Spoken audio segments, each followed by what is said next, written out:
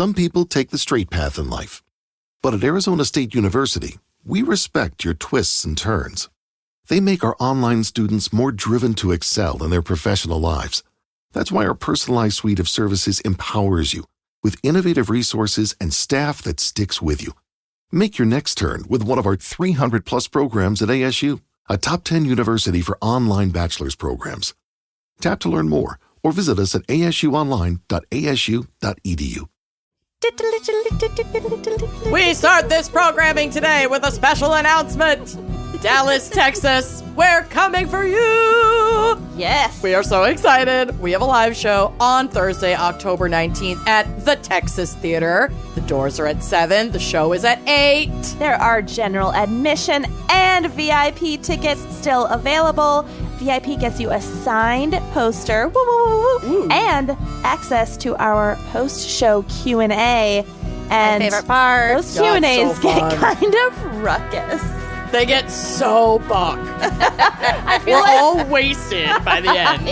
It's so fun. And we tell all. We definitely tell all. There have been proposals. They are not recorded. Yeah, the venue staff are always like, what is happening? So anyway, splurge for the VIP ticket if you're so inclined. And you can get yours now at wineandcrimepodcast.com. Go check it out. Dallas, we're going to be there soon, baby. We'll see you on October 19th. We'll see you there. Wine and Crime contains graphic and explicit content which may not be suitable for some listeners. Listener discretion is advised.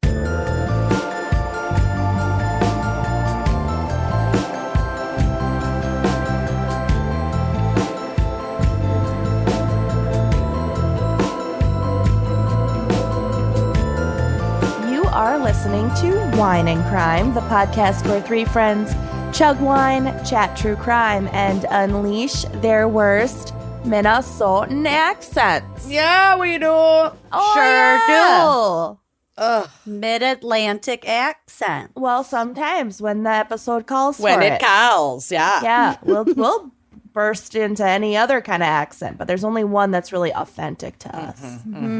Like a warm hug. A warm hug. Warm. A warm embrace. Who are we? Oh, I'm Kenyan. I'm Lucy. I'm Amanda, and I am thrilled to announce What that now? that I went to bed in Hog Girl Summer, and I woke up in Hog Girl Fall. Yes. Oh, today is amazing. It's cloudy. Finally happening. It's been 100 degrees here every day for like a week and a half. I've got a 3-wick fall candle happening. Oh. It's still 86 degrees here, but there's not going to be a day above 86 on the horizon. That ain't right. That'll that's get you into 65 October. here. It's something. I'll take it. 65. God damn it. She's real nice here. Yeah, it's So, gorgeous. I was It's amped about gorgeous. my low 80s. No, I made myself a hot matcha. I enjoyed it in my cozy sweater that used to be Poppy's, and I sat out front, had my little morning warm almond milk matcha latte. Gal. Next week there's like a high Wow. of 67 and rain. Oh my God. I can't wait. Here for it. I have at least another month before we get there. Yeah. Okay, you'll get there, honey. Yeah. And then before you know it, we'll be bitching about winter. That's true. Oh, God, it's coming. That's true. But for now, foul. foul. Non sequitur, we have something to plug for the Yo. fall. Butt plugs. Bot plug. We're going to be doing a live show in Dallas. Woo! Woo! We freaking love Dallas. We really do. Texas is fun. Yeah, I like doing my Texas- Texas bow. Yep. All the yellow roses, all the songs. We hate your politics, but Hate. we do like your fun people. We like your people that also hate your politics. Mm-hmm. Anyway, Yeah. so we're doing a Dallas live show. It's going to be Thursday, October 19th at the Texas Theater. Mm-hmm. And we are taking part in this year's Obsessed Fest. Oh, we're so excited. I'm so pumped. fun. It's going to be the best. Brought to you by the Obsessed Network. That's going to be also in Dallas, October 20th through 22nd. Mm-hmm. Just go to our website for more info and links to buy tickets to neither, Either, or both. That website is wineandcrimepodcast.com. All right, we're going to see you in Texas, y'all. I'm going to have my Fuck Ted Cruz crop top dry cleaned for the occasion. Oh, yeah. Make sure she's in tip-tap shape. I wore my abortion access is a community responsibility shirt in an XL over my big old belly. God bless. Oh, I love that. Mwah. All right. Well, moving on. Amanda, no, we need to tell the topic. Mm-hmm. We've done this 334 times. Yep. All right. Well, we have selected, it's a hog girl fall. Mm-hmm. We've selected the topic of maritime murders.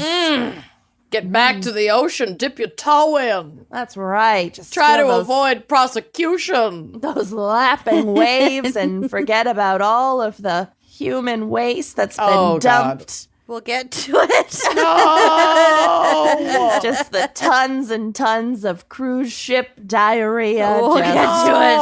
plopped right on in there. All right. Well, Amanda, what's our wine crime pairing for maritime murders? I do have a fun bottle for us today. I personally am not drinking it because it's the middle of the day and I have an affair to drive to afterward. Mm-hmm. So I know that once I pop, Mandy cannot stop. And so I have to be able to operate a motor vehicle. Fair. But my case this week takes place in the Pacific. So I grabbed my bottle of Pacificana Chardonnay. Nice. Beautiful. Which, as I'm not usually a Chardonnay person, I really like this one. It's barrel fermented, but it's not like overly butterly or super oaky. It sips a little bit cleaner, a little bit more like, say, a Viognier or like a... Pinot Gris. What's Lucy's favorite? Sauv Blanc. Mm-hmm. Yep.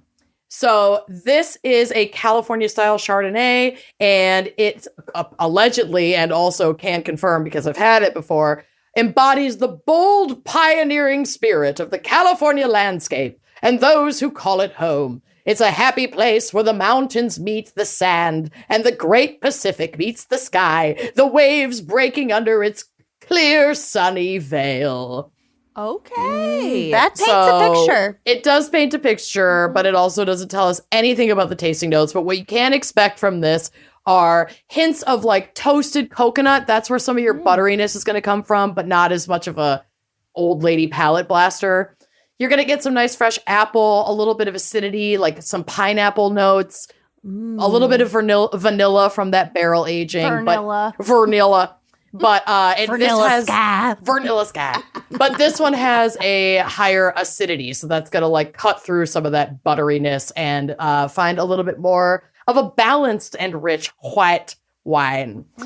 She also clocks in at 13.7% ABV. So she's delicate, but she's not nothing. Mm-hmm. She'll get you weird if you commit. She's no shrinking violet. She's no shrinking violet. Mm-hmm. And also she is a cracker. So you can very easily open this without any tool beyond the mouth, elbow pit, or hand. Mm-hmm.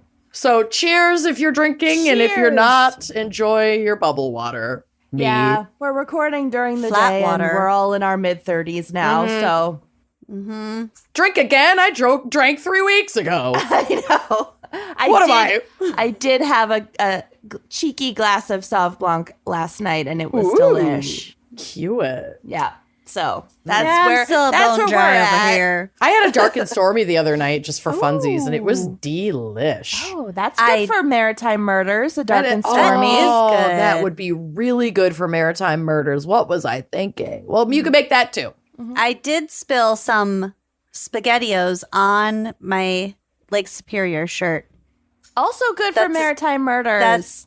I wore this shirt for Maritime Murders, so That's I didn't what that little change. I orange just stain- wiped it off. Yeah, you can see it. It's just little.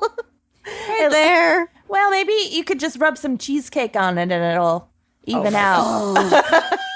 Are you still on that train? It's so cute. I'm never getting off that train. Yeah, she It's a great sent us train a to be picture on. of cheesecake on a menu like 4 days ago Oh my God. with no context. So for Zach's recent birthday, we went to this new Mediterranean, like Israeli/Arabic spot in Called Louisville. the Cheesecake Factory, Louisville. I wish. No, we so authentic. they have gone really downhill since they got rid of their kale Caesar salad, and we have not ordered from them in a while. But no, we went to this place called Mish Mish, and it was so freaking good. It's Yum. for people in Louisville. It's in Nulu. It's so good.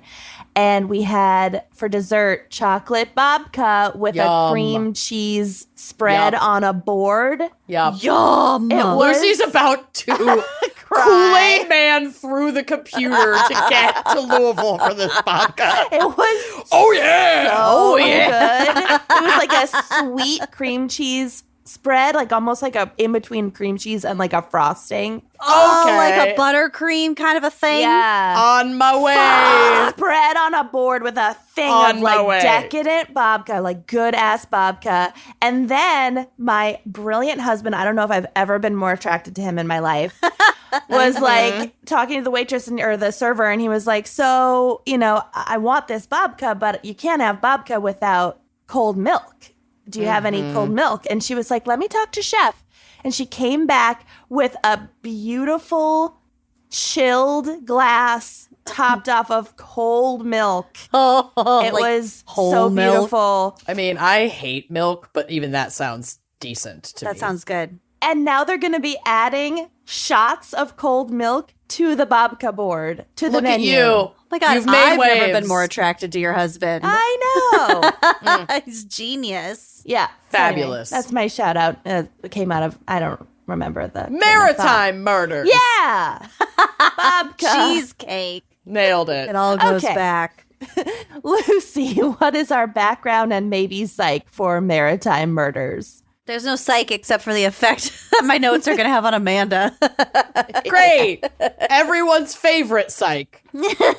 Okay. According to the OED, one of my side chicks, the word maritime, which means connected with the sea, especially in relation to seafaring, commercial, or military activity, comes from the Latin word maritimus. Maritimus. Maritimus. We usually hear the word maritime in relation to maritime law, also referred to as admiralty law. I don't know why I can't say that. Nailed it. Which is the body of law that governs navigation and shipping. So even though these two words are usually used interchangeably, they're technically not the same thing when you get down to courtroom definitions, but we don't need to know about that. So I'm not even going to tell you about that. Great. So I'm just going to call it maritime. It's all maritime for this episode. Great. Love it. So regarding the U.S., maritime laws govern navigation and shipping not only in U.S. tidal waters, TIDAL tidal, Okay. but also any waters within the U.S. used for navigation. So we've got bays, channels, large lakes, Lake Superior, with or without Spaghetti-O stain, I prefer with.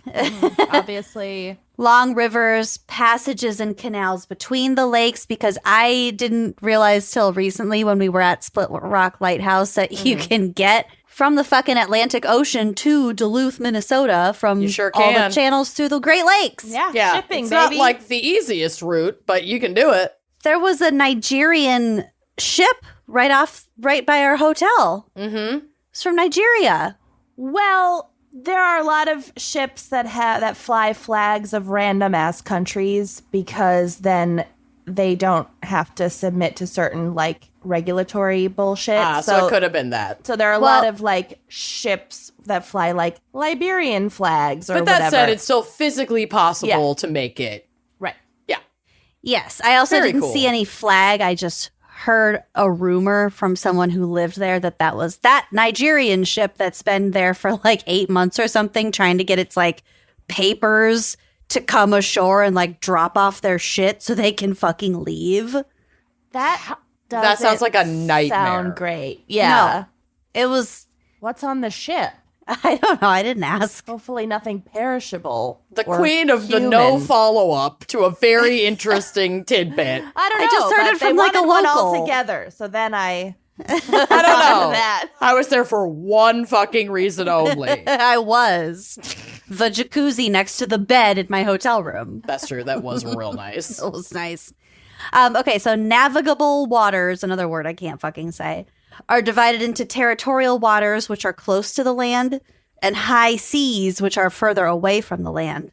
Some related topics include shipping, navigation, waters, commerce, seamen, towage, wharves, which is plural, wharfs, wharves, Wharf's fair. chevs, piers and docks, insurance, maritime liens, canals, recreation, and piracy. Yeah, baby. Cool. So I was kind of curious about territorial waters. So I found this from the National Oceanic and Atmospheric Administration. Quote, each coastal state may claim a territorial sea that extends seaward up to 12 nautical miles from the shore. Interesting. The coastal state exercises sovereignty over its territorial sea, the airspace above it, and the seabed and subsoil beneath it. So I have a photo is on the drive, which will be on the blog, of like the territorial waters that belong to the U.S. This is kind of interesting. I kind of thought that once you were like a couple miles out, it was just all like a Every man for himself. Well, there needed to be a line because otherwise, could just have like Russian subs just like right next to all of our bays, and it would I have get to pretty imagine, awkward. like, also for like offshore drilling and all kinds of things like Yeah. that, you'd want to establish some sort of ownership of that area. Yep. And like, what's it called if you're like fleeing from one country to another country? Refugee? Yeah, I don't asylum seeking. Asylum? I Yeah. don't know how that works. If maybe maybe the country whose territorial waters it is Is are that responsible. But I don't. Yeah. I don't know if it counts if you make it to the water as the asylum seeker. If that counts as like having reached that country or not. Yeah, there was a lot of information out there, and I did.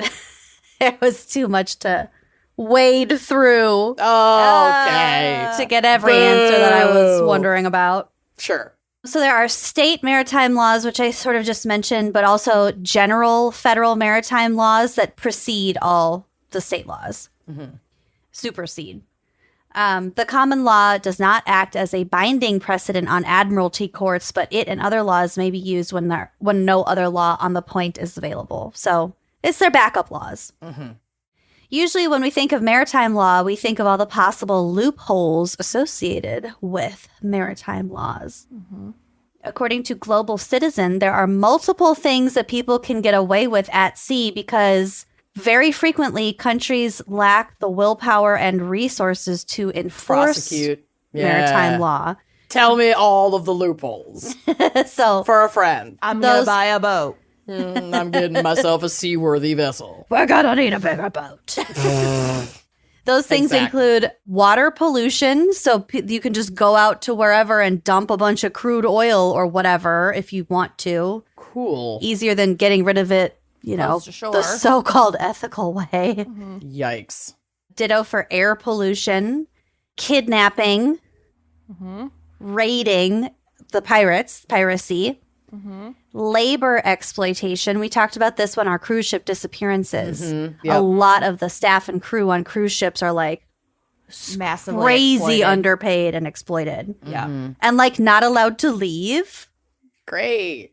Similarly, slavery, Yikes. murder, also went over a lot of that on cruise ship disappearances. Resource exploitation. So I'm assuming that would be like overfishing, for example, Okay. and also debt avoidance. So Okay. Now we're speaking my language. Yeah. I just got to move out to Okay. the ocean, bitch. Yeah. yeah. Try and get me to pay. My student loans back. Mm-hmm. Wasn't there something like Maybe I should get a boat. a bunch of like Russian oligarchs were like living on their boats, On their yachts, probably. on their yachts to I mean, avoid eventually they'd have to prosecution? dock, but yeah. But, like, would they? If they had enough money, they could get a boat to come out and, like, I guess. Yeah, just give them dock everything and they need. refill. Yeah, I guess Could be a just billionaire. But stay you at have to sea have a forever. bank somewhere. Yeah, I don't know. Or I'm not a Russian billionaire, Yeah. I don't know. sadly. Doubling back to what we were touching on before, for example, and we've talked about this several times because I fucking hate cruise ships. U.S.-based cruise ships are completely allowed to dump raw sewage and food waste into the ocean if they are more than 3 miles off the shore of the U.S. That's way too short. Yep. That's and, way too few miles. and that's just for the U.S. A lot of cruise ships are based in other countries, so they are beholden to different Rules. rules. Basically, any cruise ship can dump, at minimum, their food waste and their poop Yikes. in the ocean. Hate it. That's horrible. And do. Yeah, it's pretty fucking gross. Don't the fish poop enough? We need all your diarrhea also from like Ours the buffet. is way worse. Yeah.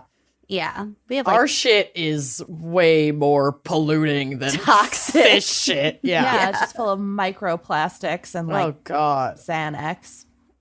yeah. The orcas are so chill right now, though, I gotta say. Yeah. I want the orcas to take over cruise ships. Just- Yeah.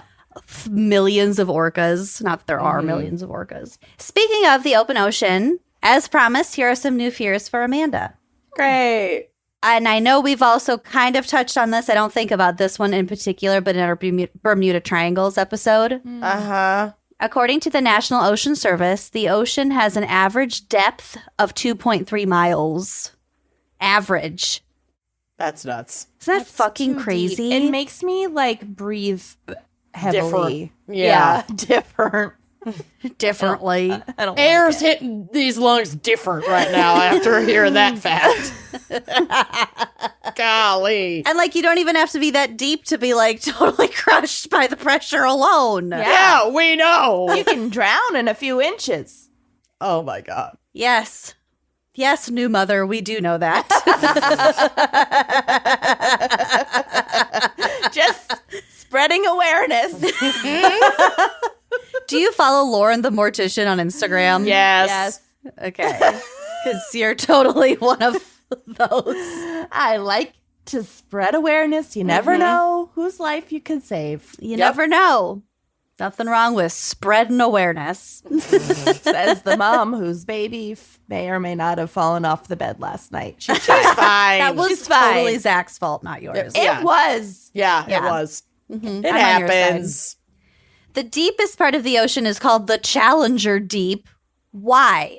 Why give it that name? It's so fucking creepy. I don't love deep it. And part. didn't the Challenger Isn't deepest part of the ocean enough of a name? And didn't the Challenger spacecraft explode? Yeah. Could we not?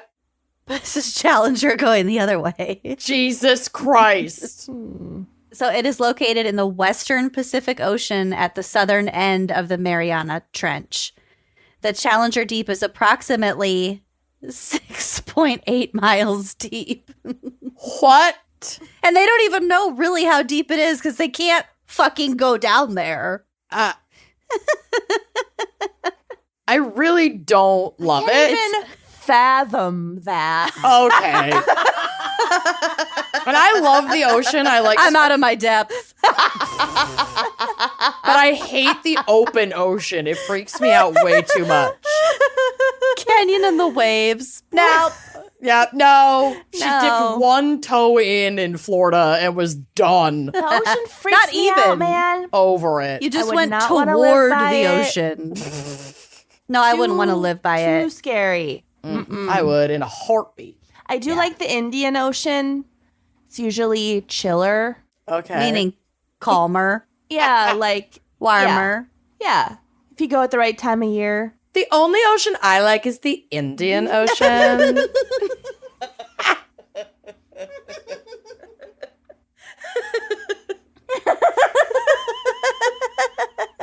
Well, where's the lie? Every once in a while, you say something, and I'm just like, what the fuck? I don't know. I really just prefer the Indian Ocean. Shag snails. Depends on the season. But yeah, you really have to go at the right time of year. Anyway. Yeah. I mean, it's beautiful. Next! My preferred ocean is where the Atlantic Everybody and the lists Pacific their meet. favorite ocean. Listen, Where I'm they a meet at Jersey Cape Shore Horn. bitch. Patagonia. Huge Atlantic Ocean, South Jersey fan. Yeah. Huge. Crabs. They got sharks and crabs and really good lobster. Anyway. I really like the Indian Ocean too. It's really nice. It's beautiful. It's way The waters chill. are turquoise. There are like no waves. Well, Except for in New that Jersey, one the water is tsunami. often brown, and I love that color brown. I love the sulfur scent of Next. the I love Jersey the Shore. cruise ship dump smell wafting ashore. I love it. Oh my God. Okay. Speaking of all of those oceans, the number of species that live in the ocean is It's unknown. completely unknown. Yeah. Scientists estimate that 91% of ocean species have yet to be classified. 91? So they're like, well, we know there's that little critter, but we don't know what the fuck it is. No. Or like we've only seen it once or twice. We haven't captured one to like Study figure it. out what it is. I hate So maybe that. mermaids are real. Honestly, mermaids super could be real. Oh my God. They also estimate, this is so gross, that more than 80% of the ocean is unmapped, unobserved, and unexplored. Oh, okay. No. I just think this is a job for all of the billionaires. Yeah, go down to- there, guys. yeah. Check it out. Don't. Check it out. Because then they'll lay claim to it and start stripping it of all of its resources. They're not going to make it. They won't. That's the they point. Won't make it to the top. Oh, That's Start fine. at the Challenger Deep. Yeah. we're gonna- Elon. Yeah, Elon, go You've already poke tackled around down space. there. Yo, Yeah. Elon. Yo, Did you know that there's still some ground to be covered? I'm going to twat an X at Elon. Every time I see X, it says the platform formerly known as Known as Twitter. It's so fucking pathetic. I deleted mine. Such great I'm out. branding. Yeah. There's no reason to have it. I haven't deleted mine yet, but I haven't logged on. I need to figure out threads. It's the same as Twitter. It's basically the same as Twitter without like DMs or hashtags. It's And they great. like actually shut down like It's anti-Semitism and I racism. love that. better than- pleasant, but Yeah. I could use a little more depth. Well, you just On want to be Threads. viral, and you're not going viral on Threads yet. You'll get Yet. there. I You'll need get to speak there. more about sports. Okay. Retweet that mom tweet you tweeted. What? Rethread the infamous mom tweet of you like just being complaining tired. about being alive, and then every mom on the planet identified with it. Yeah, I'll do it. Yeah, resurface You're that bad doing boy. great, Mama. Yeah, got this, stake your mama. claim on Threads, mama. You can thread, mama. Okay, I loved this part, and it's mostly because of the photo. Don't look at it yet. Okay. According to Ocean Today, there are underwater lakes and rivers. What? I knew this. Like The- fresh water. These form when... Okay, so I feel like these can... Yeah, okay. These form when seawater, which is the ocean aspect of this, seep up through thick layers of salt present beneath the sea floor or the floor of whatever. So when the salt water seeps up, it dissolves the salt layer, causing it to collapse and form depressions, forming a river or a lake of the salt water with the fresh water on top. Yeah, and then they have like different like buoyancy or whatever. So and then obviously salination, so they can't blend. Mm-hmm. And so it just like It's like a float- lava it, like- lamp. yeah, it just They like stay sticks there. Separate. That's fucking cool. I've heard about this. They can be as small as a few feet across or as large as a few miles long. So they're similar to lakes and rivers on land because they can have shorelines, surfaces, and waves. Mm-hmm. So here's another way of putting it, and this is from Ripley's Believe It or Not. Oh, Believe it, baby. love. The example that they used were like cenotes, so like in the Yucatan, which were allegedly formed from the meteor that killed the dinosaurs. Cool. I watched a clip about that last night. So these cenotes are big, like basically holes in the earth that fill with fresh rainwater, and then that over time they create like huge cave systems underground.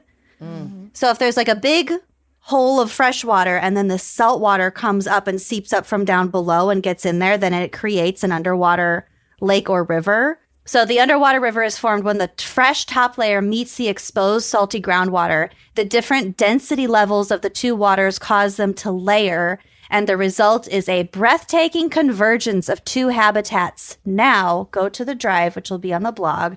There's a photo. Oh, I've seen this photo. It's so fucking cool. It just looks like a haunted forest, but that's all underwater. But then look at the diver on the left. Yeah.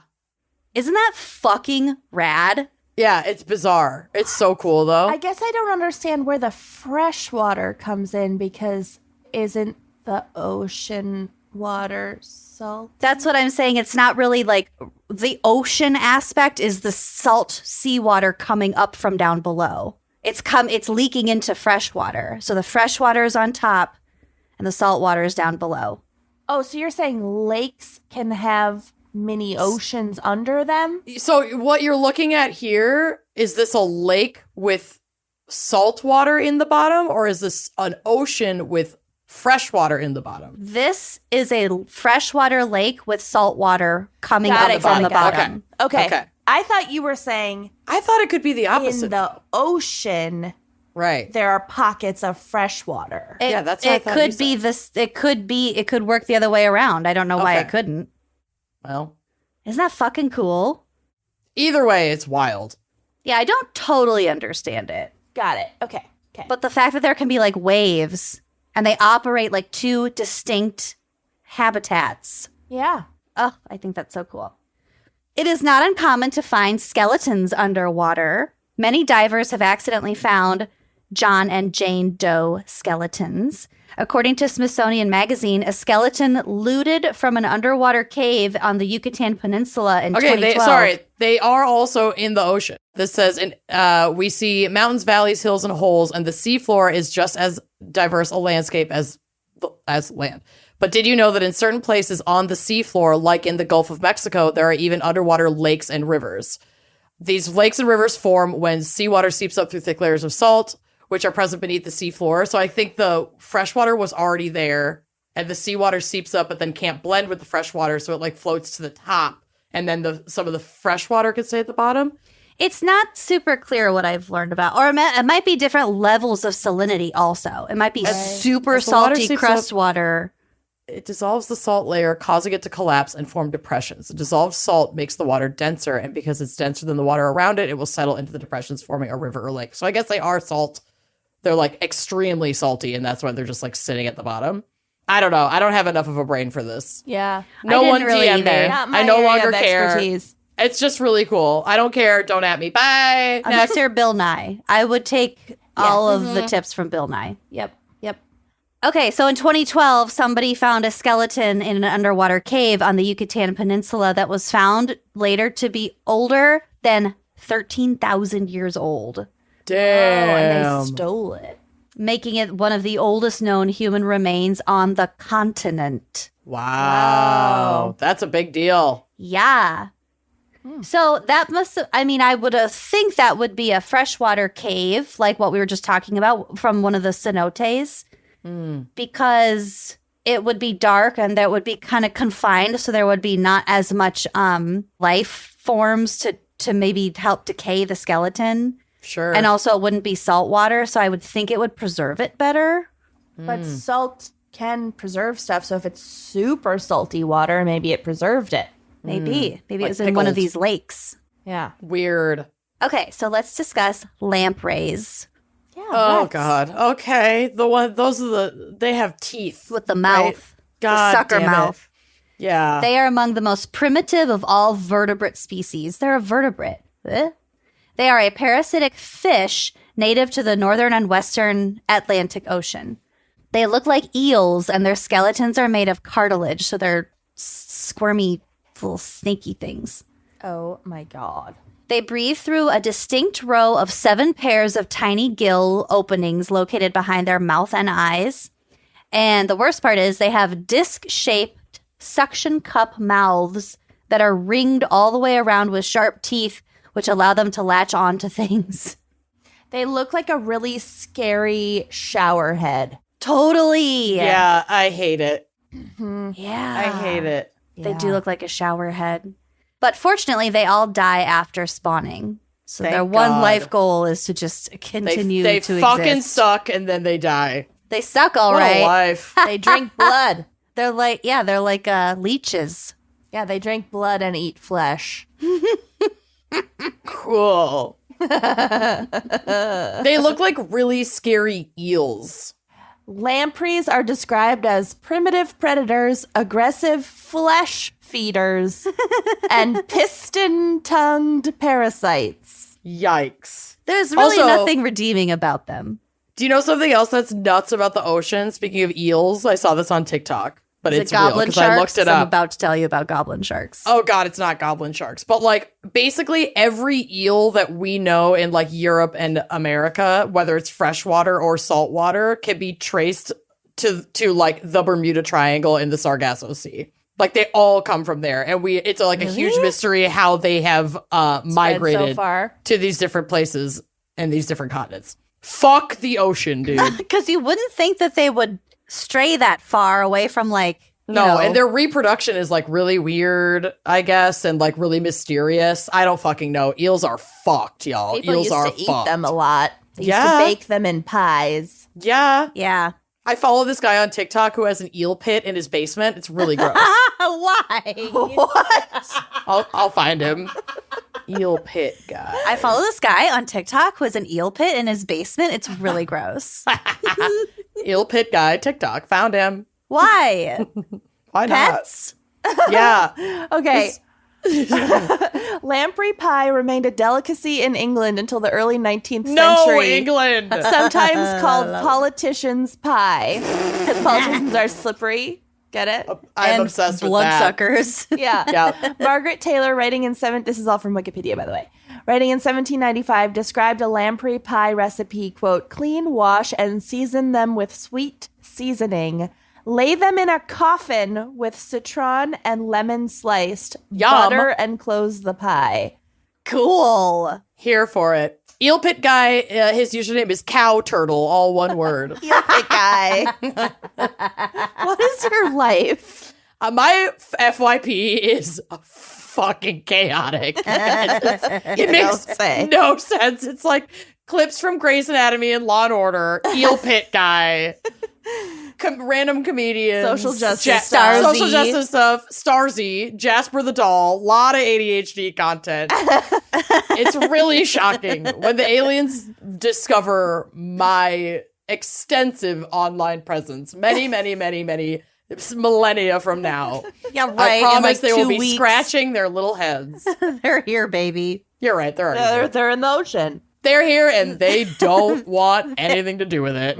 They're in part of the 80% of the ocean that has been 91%. That's just unclassified animals, life in the ocean. Still. Like, if aliens come, they'll probably just ignore land and just check out the oceans. I would. If you have the technology to get down there and like root around, Yeah. Yeah. why not? It's most would. of the Earth's surface. I'd be like, fuck these land. Yeah, there are no Parasites. people down there. It's a respite. Mm-hmm. Okay. Thank you for the backup info on lampreys. Yeah. Another freaky sea creature is the goblin shark, which can thrust its jaw 3 inches out of its mouth to catch prey. Not thanks. totally sure why the 3 inches is so evolutionarily crucial, but they look Maybe disgusting. They can, like, sit really still and a fish will think that they're not there and then they can just, like, Yeah, maybe. So its jaw, I don't like it. its jaw is connected to 3-inch long flaps of skin that can unfold from its snout. like eyelids, nose lids. Oh, God. But it's just like its mouth just kind of shoots out a little bit. At one point, they had been incorrectly classified as a totally separate species, so like not even a shark at all because of their jaws. And according to National Geographic, they usually live at the bottom of the ocean along a continent's edge. Because you know how there's like the drop-offs? Looked at these things? Yeah, they honey. are so gross. They look so... I mean, it makes sense how they get their name. They're called a living fossil. Ooh, so they're very ancient Yeah. creatures? They're just very... They're very like... Disgusting. what's the Terrifying. word? Like prototype. Horrific. They're like the shadow world version of a river dolphin. Oh, yeah, kind of. They're like a beta version of a shark. We'll get to the sharks in my case. Great. Goblin sharks can grow up to 12 feet long. Why? Fucking it's just yikes. not necessary. They are mostly spotted off the coast of Japan, and they are named for their similarities to the mythical goblins in Japanese folklore. Cool. They have unusual coloration ranging from pinkish to purplish gray with bright blue around the edges of their fins. Their eyes are like kind of human, and I'm Yeah. putting a photo They like on the drive. emote. Yeah. It's very uncomfy. They're really nasty looking. Oh no. See? I'm not going fucking near the ocean. No. No. I mean, God, these are God these stay made deep. swimming pools. God made swimming pools. I bet they don't have these in the Indian Ocean. God created cocktail pools for a reason. Yeah. So true. You can see all the way to the bottom. It's been fully explored. It's in the shape of lips. There's no Yep. Kind of bounce lampreys in around, there. hold I your want a cocktail lip-shaped aloft. cocktail pool. That's Wasn't so Kenyon cute. gonna put in a lip-shaped cocktail pool in your yard? We were thinking about putting in a cocktail pool, but I then don't think it was ever going to be lip. Did I just shaped. imagine that it was lip-shaped? I think you tried to push Push that. that. And I was Shockingly, like, yeah. I didn't try Or to push that. rectangular. Yeah, or just a square like a normal person. But then we got quotes for the cost. It was like exorbitant. So Uh-huh. obviously I can did not do imagine. that. Plus, cleaning it, you basically have to hire someone to come clean it regularly. A It's pool nanny. You're not going not- to do it yourself. sadly not in my budget Lifestyle. at the time. Your budget. Sadly, tragically. Really, Get one of those really little tough. blow up pools. They have that, and Yeah. it's so cute. Sonia loves it. It's a cocktail pool. It's perfect. Anyway, that is my background and absolutely no psych for Maritime Murders. Fabulous. So good. Here I for love the it. lampreys. Thanks a lot. Well, I'm glad that we ended on sharks because it's very apropos for my case. So let's hear a quick word from our sponsors and get right into it, shall we? Let's do it. Wouldn't it be great if you had the right wardrobe to match your ever-evolving and changing and thriving lifestyle? Whether you're picking up a new activity, or maybe you're looking for maternity wear, or maybe you're sick of all of your old maternity wear that you were still wearing for, say, 11 and a half months. Heck yeah. You're bored. You want to mix it up. The stylists at Stitch Fix make sure that you always have something great to wear. Stitch Fix is the best way to shop new styles and brands specifically, but also just like in general. It's the best. They're your style partner. You have a stylist who is a person, an actual person who Yeah. learns about your tastes and collaborates with you, finds looks that you love, and finds them within your budget. You don't have to break the bank. You simply share your style, your sizes, your budget with a quick style quiz. We love a good quiz. And Stitch Fix sends you 5 items in a fix right to your door. And these choices that they send you, they obviously take your preferences, and also they have sizes from extra small to 3XL, and they're going to find your perfect fit. I am always talking about my jeans that Stitch Fix sends me. I'm wearing some right now. The only jeans that fit me properly are jeans that I have found through a Stitch Fix box. They are magic. I don't know how they do it. I just got another Stitch Fix order, and my stylist listened to me so well. I was like, look, I don't like ruffles. I like burnt orange. I wear a lot of black. I work from home. They nailed it. Yeah, they're so great. And you try everything on at home, and then you just keep what you like, and you send back the rest. Shipping and returns are always free. They provide you with like a pre-labeled pouch that you just stick it in and you give it to your mail person. It couldn't be easier. So easy. They have over 1,000 brands and styles, so no matter what season of life you're in or what you're into, Stitch Fix has you covered. Simply order a refresh as needed, or you can do what I do and set it and forget it with regular fixes. You're just in total control. It's great. And over time, Stitch Fix and their seasoned style experts will match you with greater precision for perfect pieces for you based on your likes and dislikes. It's so easy. So if you're not like 100% on board with your first box, communicate with your stylist. They will get it. I promise you. Which is why we say, thanks, Stitch Fix. They just get me, and they'll get you too. Try today at stitchfix.com/gals, and you'll get 25% off when you keep everything in your fix. That's stitchfix.com/gals, GALS, stitchfix.com/gals, and treat your wardrobe. Trade. Y'all, are subscriptions draining your wallet? Because, hi, this was happening to me. When I moved, I changed my address, obviously, because that's what you do. And as like, for funsies, I signed up for all of these like free for X amount of time magazine subscriptions. And it was so fun. And then suddenly I realized, oh, I've been getting these for like a year and a half. Oh, I'm paying for all of these magazine subscriptions that I forgot that I was eventually paying for. It was a lot. And I'm not out of the ordinary, okay? The average person has around 12 paid subscriptions that they like might not even remember subscribing to. Hi, me. Or just you thought that you needed it or that you wanted it for that like free trial and then you just forgot to cancel it. Like these things happen all the time. And if you are like me and have no idea just how much you're spending each month, especially on these like automatic subscription thingies, you need Rocket Money. It is this amazing app that tracks all of your expenses, not just your subscriptions. It's like everything. So you know exactly where your money is going. That's right. Rocket Money is a personal finance app that finds and cancels your unwanted subscriptions, monitors your spending, and helps you lower your bills all in one place. And like Amanda said, most people think that they're spending around $80 a month on their subscriptions. That's where I thought we were at. No, honey. No.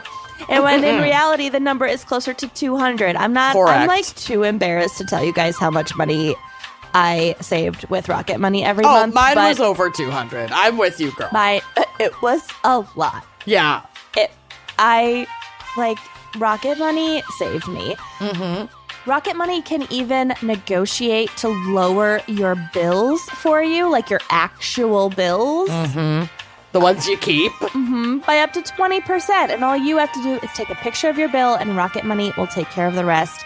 They also let you monitor all your expenses in one place. This is actually the feature that I didn't think I would use, but I actually am obsessed with. And it recommends custom budgets based on your past spending, and they'll even send you notifications when you've like reached your spending limits, but also so helpful when you're like staying within budget. Like I just got a notification that last week I spent 78% less than normal. Nice. I love those positive reinforcements. It's really helping. So with over 3 million users and counting, Rocket Money customers have saved an average of $720 a year. Be one of them. Save some money.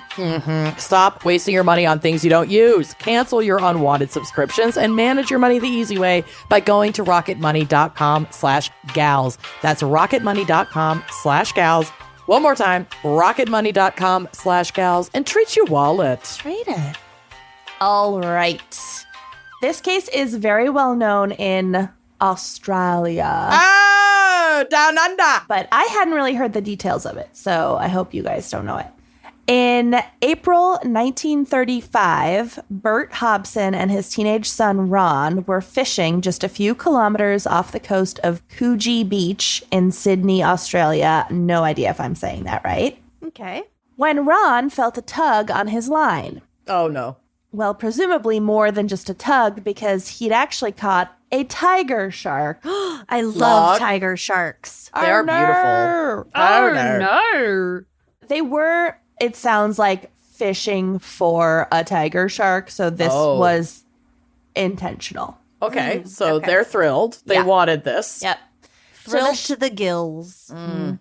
The shark measured 14 feet in length Yikes. and weighed about 1 ton. Ooh. She was What?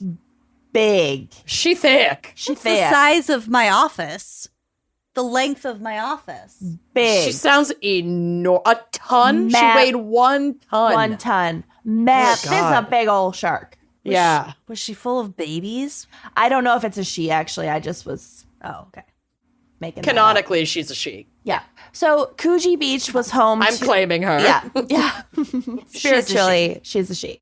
Coogee Beach was home to a popular aquarium at the time, and its owner, Bert, the dad, so it's a dad Shark and his fisherman. son, shark fisherman Bert, thought it would be great business to put a tiger shark on display in their pool. And so they were out to like find one, Oh, no. Keep it That's- alive. That's fucked keep up. it alive, and put it in their aquarium. Take it pool. out of fucking freedom into That's aquarium captivity Kidnapping. It's 1935. to be gawked at. Oh, Yeah. it's 1935. It's also a pretty small pool. I think it's like 25 feet by 15 feet. That's barely bigger than her. God. Yeah, it's 1935. So in 1935, like today, shark attacks aroused great public interest as well as tourist dollars. This was going to be a big drive. I'm aroused.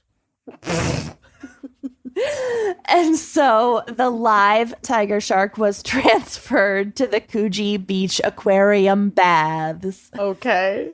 And it was good timing because before the arrival of this new attraction, the aquarium hadn't been doing too well financially. The nearby pier that had been, you know, like a place where people would stroll and A little play attraction. games and Yeah. whatever, had just been demolished. I think it was going to be rebuilt, but at the time it was just gone. And so foot traffic to the area had seriously declined. That means people going to the aquarium had declined. They This was their last hope. They had to save the zoo. had to save the zoo. They're great basically. white hope. They're great tiger hope. Yep. So now there's this giant shark swimming around in this tiny pool, and boy, did people want to see it. Oh, dear. Okay. But within a week of its capture, the shark started to act strange. I wonder 'cause it can't why. turn around. Because it was actually just a dog in a shark costume. It was a human It was in a sun bear Ron. costume and a I shark. knew it. I knew it. I didn't know sharks had to come up for air every 30 seconds. Yeah. And had a tail that wagged. and barked. No, on April 25th, Anzac Day, which I don't recall the specifics of, but is a big deal there. Sounds like a medication. It really does. Big day over there. Don't know why. Something I think to do with World War I. I could be wrong. Probably. The tourist crowds are at their peak. Everybody's heard about this shark. It's their big holiday off. Everybody's at the aquarium. They're all aroused. They're all wildly Rock hard. aroused. Yeah. Rock hard. Rock hard for this shark.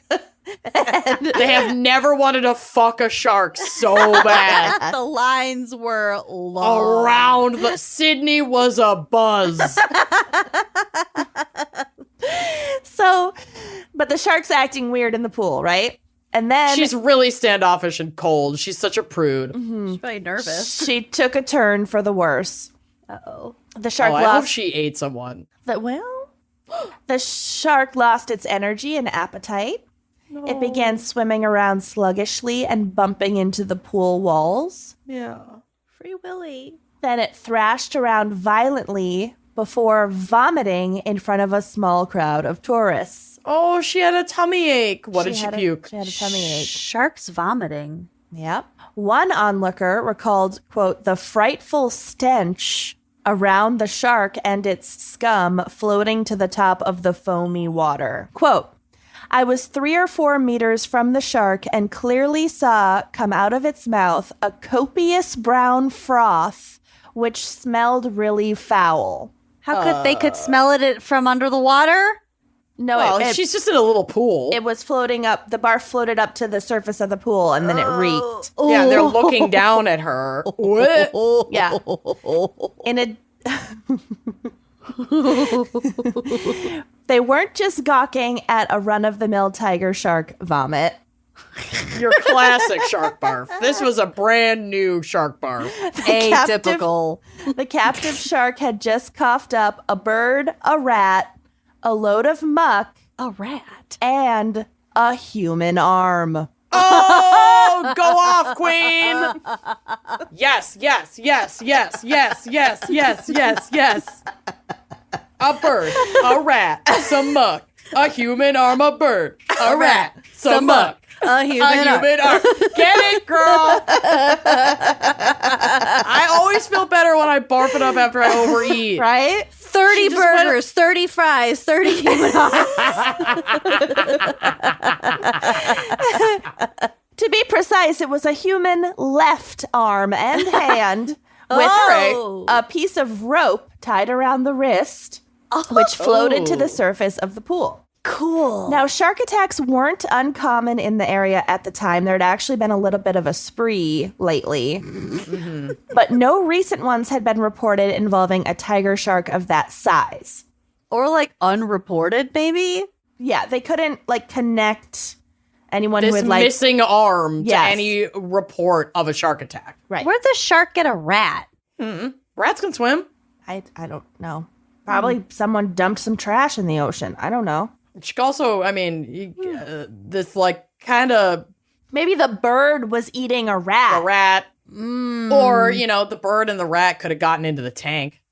In True. this Yeah, kind of could have been shady after. zoo. Could have been after. Yeah. So, just 3 days after the tiger shark regurgitated the arm, the aquarium owners killed and gutted it, which I think was like standard practice for any time a shark ate a human.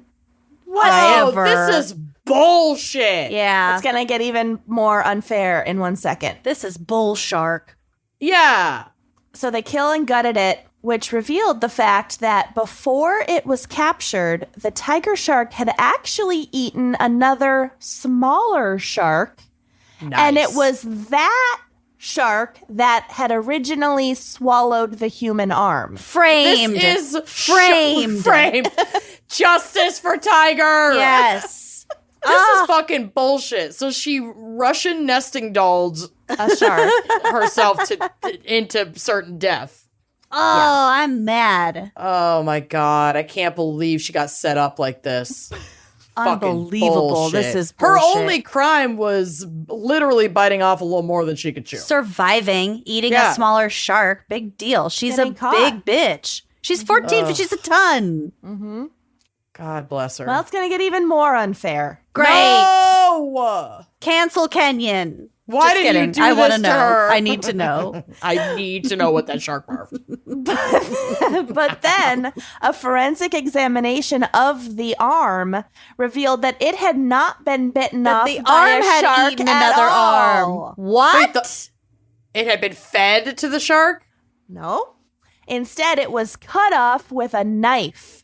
Luck. Okay. Pieces. Disposing of the body. Yup, there's been a murder. A revelation that immediately prompted the launch of a murder investigation. Hell Murder of yes. the tiger shark. Yeah, seriously. That case is 2 solved. murders. Double homicide. Police did have one clue to go off Nesting of homicide. in terms of identifying the victim. There was a distinctive tattoo on the forearm depicting 2 boxers fighting, and yes, there is a photo on the drive. Thank God. Honestly, I'm telling you, this is a great reason to get tattoos. When they find my arm regurgitated by a shark, they're gonna fucking know who it belonged to. Do you see? Yeah, okay. Cool. Yeah, you can like really see the tattoo. Yeah. Yeah. So the mystery caused a sensation in the press, and it didn't take long for an article about the case to come to the attention of a man named Edwin Smith. Edwin thought the tattoo sounded a lot like that of his brother Jim. Jim had been missing since April 7th. Oh, Yep. shit. Sure does sound like that. Edwin immediately contacted the police, and he, along with Jim's wife Gladys, soon identified the body part. Oh my God. Police were able to get fingerprints off the hand, Yes. Hell fucking yeah. inclusively identifying the arm as belonging to James Jim Smith. All right, Jim Smith. What happened to you, bud? So Smith was a former boxer and petty criminal. Luck. He was originally born in England in 1890. His surviving family were sad, of course, to learn of his probable passing and definite arm losing. Regurgitation. Mhm. But at the same time, they weren't too shocked that he'd met this kind of He was a fate. scallywag. Okay, yeah, he'd gotten into some... He had a pattern. He had a history. He got into some scrapes. So all of Jim's jobs and activities were shady and dangerous. He'd worked as a billiards bar manager with a clientele made up pretty much exclusively of fellow criminals. Love it. He Love was a bartender. He was a bookie. He was a Love a bookie. con artist. Love a con artist. I've dated a couple. You have. He sounds I like have your a type. type. Honestly, this tattoo is really cute. He was a SoundCloud DJ. I'm like, wait. I know this guy. I've lain with this man. I know what this man's dick looks like. I know what this man tastes like. And perhaps most dangerously of all, a police informant. Oh, shit. Yeah, Jim. that's dangerous, bud. Oh, So, Jim. given Jim Smith's Oh, Jim. various lines of work, the net of potential suspects was cast pretty wide because it Yeah. could be fellow criminals, people he'd double crossed, maybe people he'd snitched on. Yes. Imagine getting murdered and being like, wow, hundreds of people could have done this. Like, everyone wanted been anyone. you dead. Yeah. It is a crapshoot. Yeah. Could be victims of one of his scams. Could have been a tiger shark. Yeah. A lot of motive out there. So, where do you even begin? I don't know. Well, on April 7th, the day that Jim went missing, he had told his wife Gladys that he was going fishing. But really, he was last seen drinking and playing cards with a man named Patrick Francis Brady at the Cecil Hotel. No fucking way. In No. LA? No, different. Okay, I was like, does this happen in Australia? It's in Sydney, Australia, but it's called the Cecil Hotel. I like that. Cursed name. Yeah. Don't trust it. Also, don't lie to your wife because you could go missing. Yeah, you hear that, Bill? Yeah. Don't lie to your wife, So he's wherever she might be. He's playing cards and drinking with this guy, Patty Brady. So Patty was a forger and an ex-con, and Smith worked with him on his various jobs. The most recent of which involved boats, check fraud, and an insurance scam. Boats and hoes. God, there were so many parties like that in college. Okay. Yeah, and in high school. Because we went to Minnetonka. They just weren't called that yet because that movie hadn't come out. What movie? Step Brothers. Boats and hoes. Oh, I thought that was like just a general cultural thing. I mean, It was sure for it us. is. Yeah. Doesn't matter. Okay, there's one more name for you to keep track of. So we have Jim Smith, the dead guy. We have Patty Brady, the guy he was last seen with drinking. And now we have this guy. It's a mouthful. Reginald William Lloyd Holmes. I love this name. Reggie Holmes. Reggie Holmes. Reginald, please.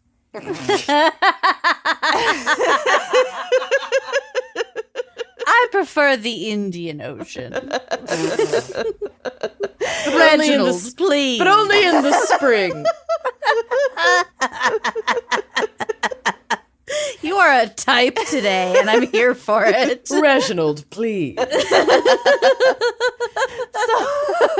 So Holmes's family had a successful boat building business Some even called them Sydney Harbor royalty. And he was its manager. So Reginald had some money. He wasn't satisfied, though, simply keeping the family business afloat. Knew it. He was involved in some shady business dealings, some smuggling, and by some accounts, he was basically like a crime kingpin.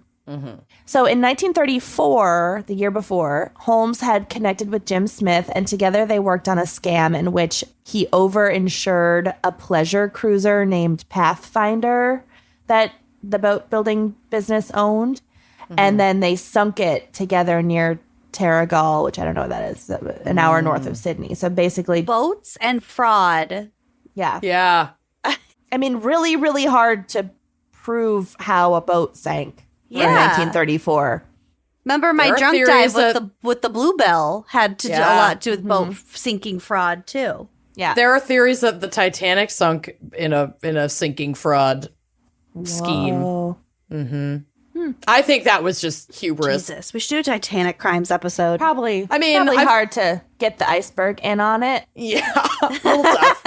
Paid off. Cold hard cash. So this scheme worked like a dream, and then the pair continued Dream scheme. with more insurance scams. And then they started a check cashing fraud where Holmes would provide the names and sample signatures from like clients and vendors involved in the boat building business because he would see a lot of people's signatures. Then Patty Brady, the forger guy, Right. would forge their checks signatures. Yeah. for small amounts of money against their bank accounts, hoping that So they these wouldn't people really wouldn't notice. Yeah. See, I'm taking notes. Yeah. This is the way to do it. Finally, Smith was the one to cash the checks, so it was just this tidy little ring of crime. But according to the police's working theory, Jim Smith must have gotten greedy and maybe started blackmailing Holmes, did something to piss off Holmes. Backed into a corner, Holmes then enlisted Brady's help to take care of Business. old Jimmy boy. And besides just being the last person seen with him on the day of his disappearance, there was still more evidence implicating Brady. He owned a cottage nearby where Smith was last seen, and Guilty. and investigators believe that this was likely the scene of the murder. Although without the help of modern forensics or luminol, they couldn't prove that. Was he Sure. blonde? Never trust a blonde man. There are photos of these guys on the drive if you want to see each of them. Reggie looks like a Reggie. I think he looks like a Reginald. I like how far apart Jim's teeth are. Yeah. Oh, he has no problems flossing. Yeah, he's not cute. Reggie's fucking hot. dude. Yeah. Reggie's a daddy. Look at that butt chin. He is a daddy. He does have some like Mitt Romney vibes. Yeah. Like a you young know Mitt what I- Romney. You know what I like. Okay, Reggie. Whatever you say. Reginald, please. Reginald, please. No, you know I like to call you Reg. So, without a full body, in fact, it wasn't clear whether investigators would be able to prove much of anything. Still, on May 16th, Patty Brady was arrested and charged with Smith's murder, and the trial began right away. At trial, Reginald was formally implicated in the case when a cab driver testified that he had taken Brady from his cottage and the suspected murder scene to Holmes's address on the day that Smith went missing. So he's connecting these two guys on that day. That's pretty sus. The driver also said that Brady had been, quote, disheveled. He had a hand in his pocket and wouldn't take it out. It was Whose hand? Jim's? well, actually, we'll get to it. Oh, God. I got Jim's hand in my pocket. And I'm gonna go throw it in the ocean. And I'm going to go feed it to a tiger shark. So at first, Holmes tried to deny his association with Brady altogether. He was like, I don't know this man. But just 4 days into the trial, on May 20th, Holmes went into his boat shed and attempted suicide by shooting himself in the head. Oh. Ooh, uh-oh. Attempted. Patty so did? he didn't succeed? Reginald did. Oh, Reginald. This act didn't have its intended effect, though. Okay. I think he may have missed and just like gave himself a flesh wound. Ooh. Unclear. But reports say that he was merely, quote, stunned and fell into nearby water. Okay, that's fucking lucky. Unless something bad happened in the Nearby water, tiger shark. Oh, her sister is back to avenge her sister's death. Amazing if he was then eaten by a shark who was then Holy eaten by another shit. shark. It is Australia. And then that shark was eaten by the 1 pound tiger shark who was fully framed. So the water actually revived him, and so he like fainted or whatever. Sure. Hit the water, woke back up, and then crawled into a nearby speedboat and sped off. Oh. Which I think it must have been his boat because it was in his boat shed. Okay. Oh. But like, where are you going? Yeah. So police must have already been tailing him because he was soon being chased by 2 police boats. Oh my God. This is very like, Capery. very capery, like James Bond. Yeah. Yeah. But stupid. Plus sharks. So He stupid. led them on a high-speed boat chase, My God. like as fast as boats could go in 1935. My Such a God. fucking drama king. Yeah. For 4 hours. Jesus. Oh, for God's sake. They just had to run him out of gas Yeah. and then wait. Or they run out of gas and he totally Right. gets away. So then he is caught, arrested, and taken to the hospital so they can look at his self-inflicted gunshot wound. Head wound. Jesus. So, he's starting to look Sus. pretty guilty. Investigators start to lean on Holmes, and by early June, he decides to work with them and points the finger at Brady. He claims that Brady came to his house, I'm assuming by cab, given the cab driver's testimony, confessed to murdering Jim Smith, cutting up the body and putting the pieces into a steamer trunk, and then throwing the trunk into Gunnamatta Bay. Okay. But according to Holmes, Brady had not thrown out one part. The arm. I guess to use as proof or as an intimidation tactic, he'd produced Smith's severed left arm and then threatened to also murder Holmes if he didn't cough up 500 pounds. My poor shark friend. I know. How quickly Leave her I learned to alone. But he love really that was shark. in that cab with the arm. Knew it. Knew it. Whose arm? Arms are heavy. Especially like a grown boxer man's arm. Yeah. Dang. So Holmes said that he was terrified after Brady left and decided to drive to the nearby suburb of Maruba and throw the arm into the sea. So that's where the smaller shark ate it, and then the larger shark ate that shark, and then it got Got it. caught. wow. It's actually pretty amazing that the arm was regurgitated in such great condition, considering Yeah. 2 sharks ate it, essentially. Yeah, and several weeks had gone by. Yeah, that's wild. You gotta chew your food. Listen, sharks. That's chew crazy. your food. So whether or not Holmes's version of events was true, he'd still turned state's witness against a known criminal and a probable murderer. So now he had reasons to be looking over his shoulder. And he started making his wife walk him to the door of his car anytime he had to go anywhere. Thanks Oh for my God. Kill her, not me. Yeah. Take my Right. wife, please. Oh, and remember the 500-pound extortion threat? If you don't give me 500 pounds, I'll kill you. Yeah. Well, on June 11th, Holmes took out 500 pounds from his bank account after telling his wife he was, quote, going to meet someone. Okay, cool story, guy. Could have come up with anything better than that.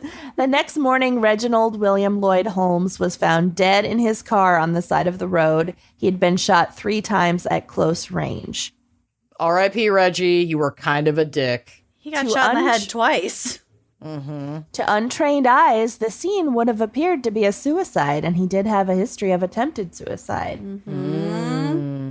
But police were convinced that Holmes had been murdered. One other interesting theory is that Holmes might have hired hitmen to kill him. Like, he might have died by suicide via hitmen. And that's why they missed. Oh. Well, the first No, the time I second think he time. did it himself, but the second time Oh, okay. he would have done this so that his family could still get the life insurance money, kind of like a murders. Sure. Is this the plot line of Bulworth? I don't know. Like he hires someone to kill him.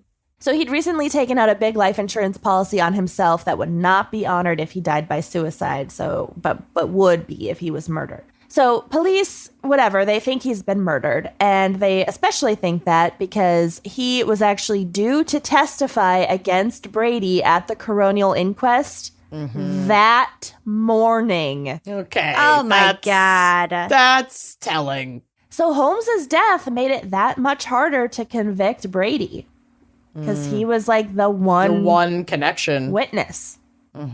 Besides the cab driver who just said like this guy looked disheveled and nervous. And had an arm in his briefcase, maybe. Something was off.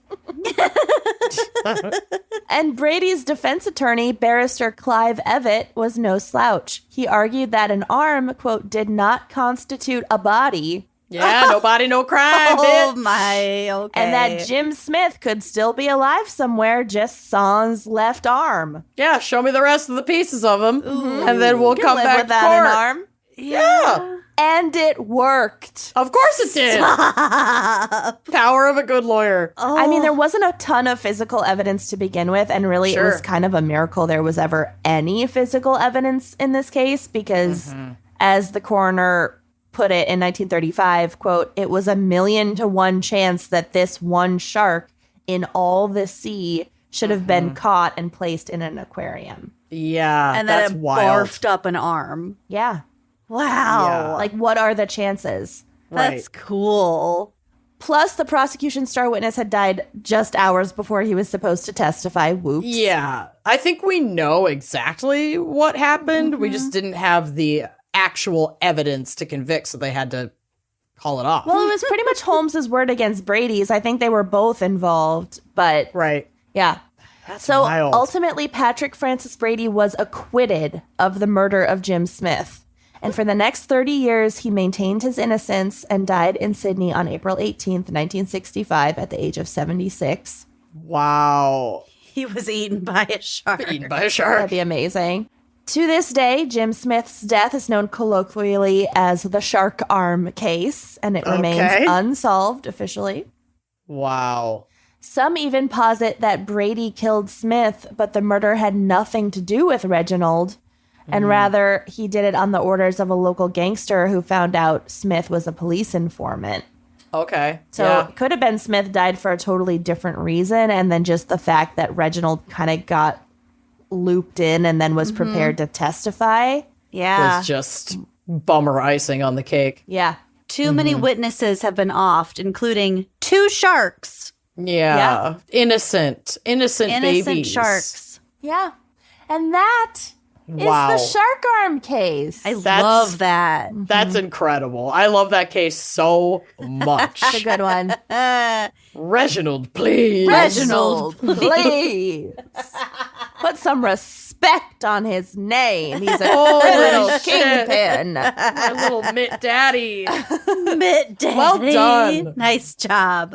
All right, should we hear a quick word from our sponsors and then get to my much less fun case? Yes. Let's do it. Is your deodorant so amazing that somebody would steal it? Well, Lumi is, and we know that because someone literally did. My husband. No, this is like big scale theft. Oh, wow. So let me back up. Lumi is America's #1 whole body deodorant, pH optimized for pits, privates, and beyond. And they also have Deo wipes for 24-hour odor control on the go. I I'm love these obsessed with wipes. those. Yeah, I'm obsessed with the wipes. They're just so smart. And the wipes work so well that, yes, some deodorant bandit stole an entire truckload of them from What? the Lumi warehouse this year. This is amazing. Yeah. So just to avoid California Highway Patrol, I recommend just ordering on their site. You can just get your wipes the legal Yep. way. No problem. And there's even a special offer, so new customers get $5 off Lumi's starter pack with code GALS5 at lumideodorant.com. Amanda, tell us more. Okay, well, straight up, the starter pack is amazing. It's especially perfect for new customers because it comes with a solid stick deodorant, which I love. I have like the toasted coconut one. Mm-hmm. I have the one that's in like the fully cardboard container, so I even feel better about, having a stick deodorant because it's like not wasting a bunch of materials. It also comes with a cream tube deodorant, which I love to use that for the inner thighs on a hot day. Oh, great. Really helps with chub rub. Mm-hmm. I use it on my feet as well. Oh, so good. And then you also get 2 free products of your choice. So, definitely get the deodorant wipes. I also love the mini body wash, especially if you travel. Yeah. And this starter pack comes with free shipping. So, this is the way to check out all of the products and see which ones you love the most. I mean, you've heard us say these wipes are unreal, especially if you're on a plane, especially if you're menstruating. Hi. I'm here for it just to clean up all of the spots. But the whole body deodorant, don't sleep on that, okay? It's the first of its kind, and it's seriously safe to use anywhere on your body. You can use it on your pits. You can use it on your under boobs, which I don't think I even realized how much sweat with my under boob was happening. So you're getting stinky under there, y'all. Thigh folds, check. Belly buttons, check. Butt cracks, check. Vulvas and feet. I've got all of the above, y'all. It's been a game changer, and it was created by an OBGYN. So this person saw firsthand how normal BO is, and it's being misdiagnosed and mistreated. And this product that they created is clinically proven to block odor all day and control odor for up to 72 hours. And it's aluminum free, baking soda free, and paraben free, and it's pH balanced, so it's safe to use below. Yeah, that belt. is so key because a lot of people, are using stuff with all kinds of fragrance and nonsense in them, and it's making the problem worse. Yep. So don't do that. Lumi Starter Pack is perfect for new customers. It comes with a solid stick deodorant, cream tube deodorant, 2 free products of your choice like the mini body wash and those deodorant wipes, and free shipping. As a special offer for listeners, new customers get $5 off a Lumi Starter Pack with code GALS5, GALS5 at lumideodorant.com. That equates to over 40% off your starter pack when you visit lumideodorant.com and use code GALS5. Today's episode is sponsored by Proactiv, and Proactiv has exciting news. They just launched their newest skincare innovation, Proactiv Clean. Tell us more, Kenyon. Oh my goodness. Proactiv Clean is a gentle skincare routine formulated to clear mild acne to occasional breakouts for sensitive skin. Yes, finally. My time has come. Yup. You love a good skincare routine. I love a good skincare routine. I love it because, I have really sensitive skin. And I have occasional breakouts, acne happens, people. Yeah. To the best of us, babe. To the best of us. It'll get ya. But that's why Proactiv is here. It's going to take the guesswork out of your skincare routine. And I love, love, love the fact that Proactiv is formulated without parabens, phthalates, sulfates, cyclic silicones, and 100 plus other no ingredients. That no one can pronounce. Yeah, you don't want that stuff on your face, people, especially if you have sensitive skin. Proactiv is also America's #1 clear skin routine. I feel like they've held that title for a while. A long time. They know what they're doing. Yeah, and there's competition in that space. Proactiv is also dermatologist developed and tested with clinically proven ingredients, and Proactiv has helped over 20 million people on their clear skin journey. I love the products in this routine, and I love that these are formulated with azelaic acid, chamomile. It's Proactiv is the best for sensitive skin. I'm obsessed. So go to proactiv.com now and use the exclusive promo code GALS to get 20% off your first order. Once again, go to proactiv.com right now and use the exclusive promo code GALS to get 20% off your first order. That's proactiv.com with promo code GALS, GALS, and treat your skin. Treat it. All right, y'all. This case has everything. Boats, meth, murder, Billy Idol. Lampreys. No lampreys, so I guess it doesn't have everything. We'll add them in. All right. So let's get into it. Late October 14th / early morning, October 15th, 2019. It's a gorgeous fall night in Dana Point, California. And Sheila Marie Ritzie had a 24-foot fishing boat docked at Dana Point. And on that windless 70-degree night, just sounds absolutely fucking gorgeous, under a full fucking moon, took the Sea Koenig, that's her boat, out with 2 passengers aboard, Huang Li and Tai Min Dao. Long after the other fishing boats in the area had already returned to shore. So it's literally like midnight. They're the only ones out there. Okay. It was almost midnight and the vessel was nearly 3 miles from shore. I wonder if that's intentional, given what we know now about the maritime law thing. Yeah. Well, yeah. Maybe. I don't know. When folks on land heard the distant sound of gunshots over the bay, the vessel... Is Sheila a lady? Yes. Are the other 2 ladies? No. Okay. The vessel returned to shore, and 3 days later, Tai Min Dao was discovered by fishermen in Oceanside, which is barely a mile south of Dana Point. So he had just drifted a little bit downshore. Okay. And he was found dead in the water. A medical examiner determined that Dao's cause of death was drowning, and that he also had gunshot wounds, or at least 1 gunshot wound, and blunt force trauma as factors. in his death. Jeez. Okay. Trio. Yep. So let's back up and figure out how these folks are even connected to each other and ended up on this boat. Yeah. So Huang Li is the son of Vietnamese immigrants who came to California, where he attended Cal State, and he graduated in 2004, but his life seemed to spiral pretty out of control shortly thereafter when he established himself as like a pretty big time drug dealer in California, and he became simultaneously addicted to alcohol, methamphetamine, and cocaine. That's tough. Another rough trio. Yep. His deals took him back and forth from Las Vegas to where he was living in California pretty regularly. Through dealing drugs, he met Tai Min Dao and Ty's little brother, Alex. Allegedly, Alex ran an underground, and I say allegedly, even though we know this is true, but Wasn't ever convicted of it, so okay. Well, and we'll tell you why. So, ran an underground gambling house in Irvine, California, and he kept himself out of jail by turning informant to the FBI.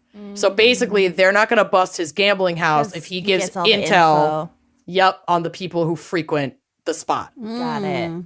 So when Alex's brother Ty went missing on October 14th, because again, he wasn't found for 3 days and they were in close contact with each other. So he probably didn't hear from him on the 15th and then was like, where the fuck are you? And then he doesn't hear from him again on the 16th. I don't know if he reported him missing, but he knew he was missing and then he was found. Wang Li was immediately concerned that Alex would pull his FBI connections on this case, which he totes did. So now this is like a federal investigation into... So Wong knew that Alex had FBI connections. Correct, because Huang and Tai were like BFFs. pretty close friends. Got it. Like really close and like knew each other's families and Okay. so like dude Maybe knew. Ty was like, don't say any shit at this gambling house. Right. I think they had some agreements. And at this point, I think Wang Li's drug trafficking and stuff was like, it was fairly big time, but he wasn't out like he wasn't like fighting with other, gangs or like drug dealers or there wasn't like bloodshed. He wasn't like your local neighborhood dealer, but he wasn't a huge priority for the FBI, I guess I would say. He wasn't I think the that one who knocks. Precisely. We need to cook. So Sheila met Wang through similar circumstances.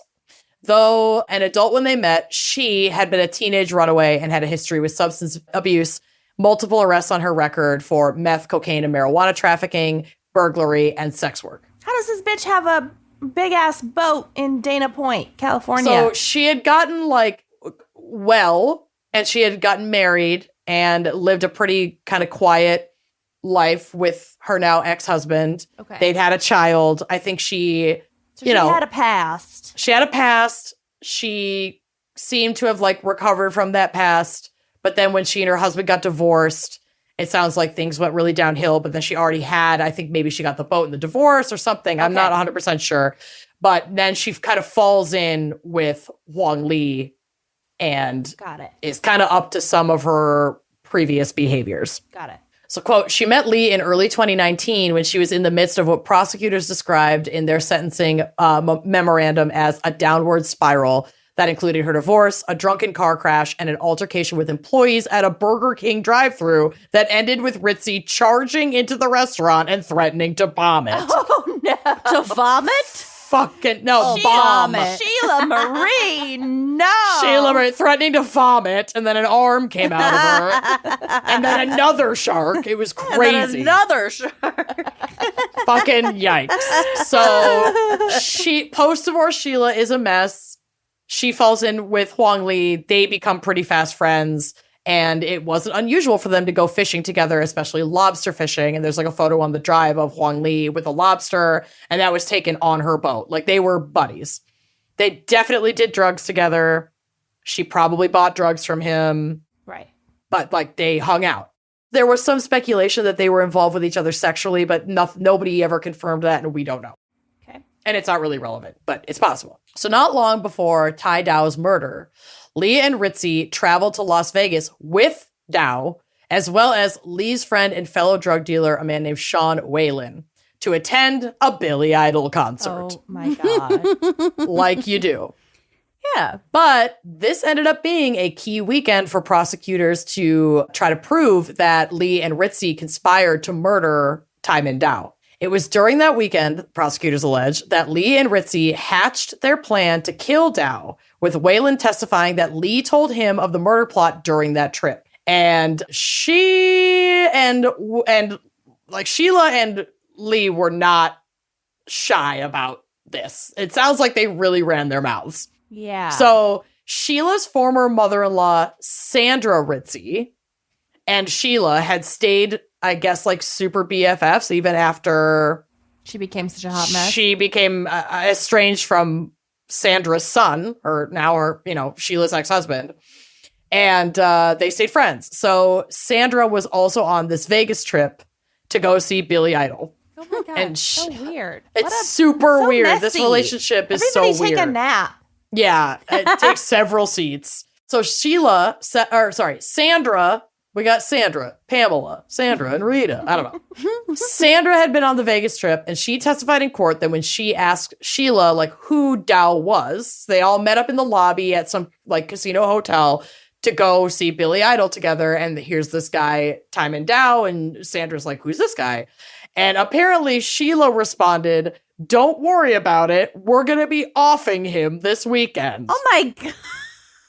Calm Can you down. imagine? That's what I'm going to be saying from now on. Yeah. Don't worry about it. We're going to be offing him this Don't worry. weekend. This is not going to make it through the weekend. It's Don't not need to remember worth his name. you learning his name. Precisely. The less So you that- know, the better. It's actually But safer I'm for you about to not tell to you. know. But I am going to murder him this weekend. Just so you know, I'm really happy that you're here. I'm super happy that you're here. So the drug dealer friend of Huang Li, the guy Sean Whalen, denies that this exchange happened. He was like, Sandra wasn't even in the lobby. She met us at, Caesar's Palace or wherever the fuck the concert was. This exchange couldn't have happened. But he also said in court that, I'll get to this next. He's like, Sheila's probably saying this because she isn't seeing her granddaughter as much as she was when Sheila and her son were together. And that was their kid together. And she wanted to maybe protect her granddaughter because Sheila was using again. And so Sean is trying to say Sandra's full of shit. She's just trying to fucking put Sheila away. But he also said in court, so that her own son could get custody. Could get either more custody. I think he already had at least 50-50 custody. Got it. But it seemed like maybe Sandra had an ulterior motive for saying, oh yeah, Sheila told me that she was going to kill this guy. But at the same time, Sean also said in court that Lee, his friend, had talked to him about the murder plot. Quote, Sean Whalen also testified that the defendant told him he planned to, quote, take out the victim. Lee also asked Whalen to help him kill Dao, but Whalen refused. So I'm like, I'm not sure what's going on here. Everything I've read, like I said, says that Sandra and Sheila remained really good friends after the divorce. So it seems weird for her to suddenly turn on Sheila and lie. But like, that is a truly ballsy quote if Sheila really did say, don't worry about this guy, I'm going to kill him next weekend. But also, if Sheila had said that to Sandra, it's weird that they would then all go to the Billy Idol concert and they were like posting videos of themselves laughing, singing, hugging, and hanging out. Like, if when we were on my bachelorette weekend in Vegas, we were getting ready to go to Chris Angel, and you were like, who's this friend that we haven't met yet? And I was like, don't worry about it. I'm murdering them next weekend. Would we then post a bunch of really fun, happy maybe selfies? Because you want plausible deniability. You want, you want to be like, no, we're friends. Look how much fun we were just having. It's just such a weird exchange. I don't doubt for 1 minute. Also, nothing could keep you from posting about a really fun weekend. Of course not. I don't doubt for 1 minute that either of these suspects were running their mouth about this, because multiple people said that they were. What confuses me is like why Sean even gives a shit whether or not he denies that, Sandra and Sheila had this conversation in the lobby when Huang Li also had this conversation with him separately. Like, what's the point of that? It's just fucking weird. I don't know. And what's the whole motive? Why do they? We're getting to it. Okay. We're getting to it. Just as we've been saying, this whole like ex-mother-in-law, daughter-in-law friendship feels really gross and weird to me. But I do think it's completely legit that Sheila and Wang were both running their mouths about this plan. That seems to track. Okay. So a week after the concert, Sheila, Huang, and Tai go out fishing. They go out lobster fishing. Sheila's done this a million times. Huang is like, she's the lobster whisperer. Like, she always knows where the best stuff is. Is this that night or is this during the day? No, this is that night, the night of the murder. According to Huang, Tai had owed him some money from either a previous drug deal or sale or some other arrangement, but had fallen on hard times and not only wouldn't pay him back, but asked him that night on the boat for an additional $2,000 in loaned funds. Maybe he shouldn't have gone to Vegas. Maybe not. Yeah. Maybe he thought he would win it back.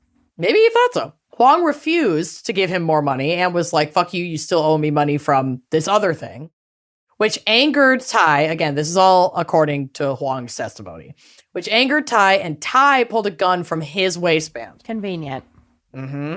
Huang claims that Tai pressed the gun against his stomach and Huang wrestled it out of his hand. He claimed that during the struggle, a shot went off, hitting no one, but the struggle continued and a second shot fired, this time hitting Tai Dao. Mm-hmm. Taking the opportunity to defend himself when Tai had been hit, and so he was distracted, Huang claims he then hit Tai over the head with a broomstick and pushed him overboard in self-defense. Mm-hmm. He claimed Tai was continuing to scream that he was going to kill Huang even after he had hit the water, so Sheila and Tai sped away to safety. Yeah, we were scared of this unarmed man with a gunshot wound in the ocean at night with a gunshot wound. Darkness. So we couldn't get him back on the boat. We were scared of him. We had to speed away. Yeah, correct. Allegedly one of the guy's best friends too. Yep, amazing. He said, quote, I was scared, so I told Sheila, let's go, let's get away from this area. Folks are obviously calling bullshit on this and felt confident that this killing was premeditated. There are a million holes in this story that he's telling. One literal hole being the gunshot wound I was gonna make that joke. I was like, well, there are two holes. Yeah. In that Tai Dao sustained, the wound that the shot that actually hit him was in his back. Oh. Which was not consistent with the grapple and accidental shooting story. Absolutely not. This dude quote, was murdered. I'm so sorry. Exactly. Quote, you might begin and end your analysis of self-defense with that fact, said Attorney General Gregory Scally, which I think is an adorable name. Scallywag. Scally Greg. If James Dow shot himself, he's quite the contortionist. Mm-hmm. So this is the guy who said this in court. Second hole, Lee could not account for what he and Sheila did right after going back to shore. Ate a bunch of lobster. Oh, I wish. That would have been the better. She really they certainly didn't go to the police. Whisperer. Mm-hmm.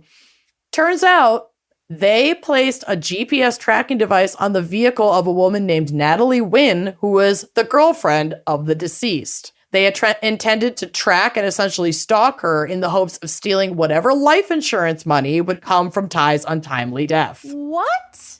And there were receipts. Not only did the FBI find the GPS tracking device and confiscate it, they also found text messages from Lee to Natalie Wynn and other people inquiring about and discussing a life insurance policy for Ty. Don't text Yo, I know. anything incriminating. Call, don't text. And I will not answer because I hate talking on the phone. But at least you won't be sending me a, hey, what's your life insurance policy situation? And also, do you want to go fishing next weekend? At night. Like, these are the dumbest criminals Wow. of all fucking time. Cold-blooded. Really cold-blooded. It's bad.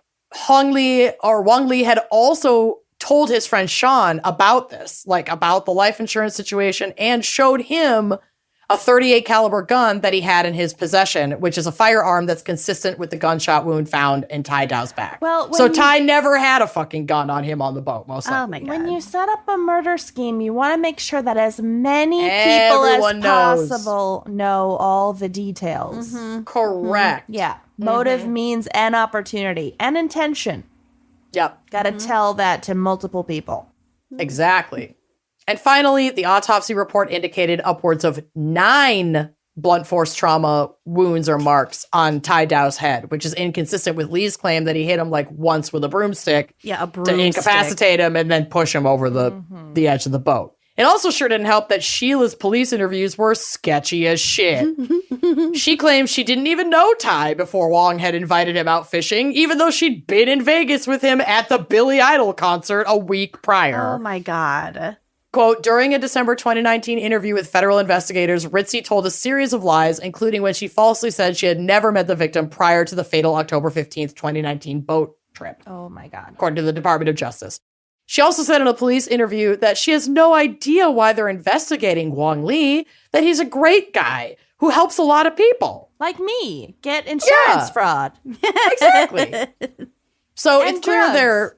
And drugs, yeah. So it's clear they're trying to cover up their connections and their involvement, despite Huang later claiming that this was all an act of self-defense, that they were in fear for their lives. Yeah. They but did then, not like, get their why? story straight. No, and then it's like, why did you not go to the police and instead put a tracking device on the deceased the deceased girlfriend that you'd already texted to and about multiple times about a life insurance policy? Like, honey, fucking... Could your trail of breadcrumbs be any? It's just a bright yellow paint line that you've now drawn, and you're covered in the paint. You're a mess. You're an absolute mess. So, this assistant U.S. Attorney General Scallywag, made it clear during the trial that Dow was not dead when he was dumped overboard because the autopsy showed the cause of death was drowning.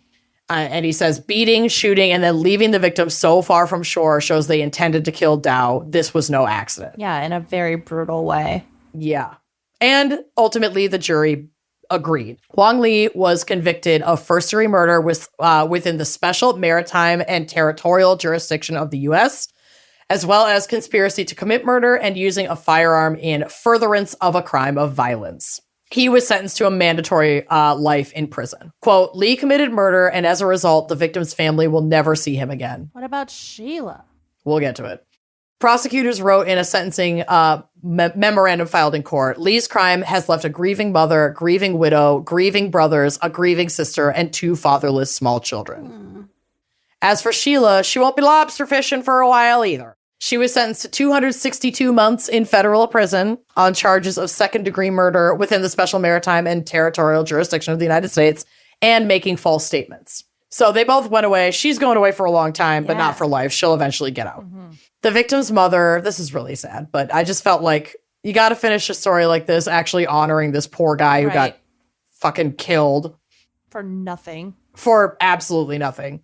So the victim's mother, Anne Tran, said in a victim impact statement to the U.S. District Judge David O. Carter that she would, quote, never be able to get over this nightmare, and every day is a tearful reminder that I will never see my son again, and his daughters will grow up not knowing their father. You often spent time together with my son's 2 young daughters. They called you uncle and thought of you as family. Oh my God. How could you so mercilessly and violently murder him like this? It was incredibly heartbreaking and agonizing to sit in court every single day for months and see and hear all the gruesome details of this case. You lured my son by taking him on what he thought was a fishing trip. Then you shot him and brutalized him with metal hooks. I guess maybe that's what he was beaten with. Yikes. I didn't see the details on that. And left him to drown a slow, painful death in the darkness of the cold ocean. Yeah. Tran added that Lee never felt any pangs of conscience and said, quote, you continued to enjoy your life, brag about being a hitman, and tried to intimidate his family by tracking them. You have not only killed him, but you have destroyed his family and ruined all of our lives. Yeah. Oh my God. Isn't that fucking wild? That is wild. It's no Russian nesting doll shark regurgitation, but it's pretty bonked. Well, actually, both of our cases have a lot of similarities. Mm-hmm. So we've got like a group of like criminal friends committing fraud and killing each other out on the open ocean. Yep. Anyway. Yeah, lots of that's my people case, like man. in cahoots and like kind of snitching on each other too. A lot of cahoots and not locked up cahoots, like not tightened up cahoots. Yeah. These cahoots were loose as fuck. Loose cahoots. Loose cahoots. Yeah. Make sure you're cahoot. yeah, the word. Make sure you're not riddled with loose cahoots when you're trying to pull off a Suffering murder. from loose cahoots. I'm always suffering from loose cahoots. I would never get away with anything ever. And also, my blue hair is shed everywhere. The evidence would be overwhelming. Yep. So yeah, that's my case, folks. Well done. Good Real job, sad. guys. All right. Well, we'll talk to you next week. See you later. Bye-bye. Thanks for listening to Wine and Crime. Our cover art is by Kala Yip, music by Phil Young and Corey Wendell, editing by Jonathan Camp. Check out our website and blog at wineandcrimepodcast.com. You can also follow us on Facebook, Twitter, and Instagram at Wine and Crime Pod. If you have questions, answers, or recommendations to share, email us at wineandcrimepodcast@gmail.com. Episodes are available on Apple Podcasts, Google Play, basically wherever you get your favorite podcasts. And if you like the show, please rate, review, and subscribe on Apple Podcasts. It is the best way to spread the word. If you'd like to show your support, visit our Patreon page to keep this podcast and the wine flowing. Cheers.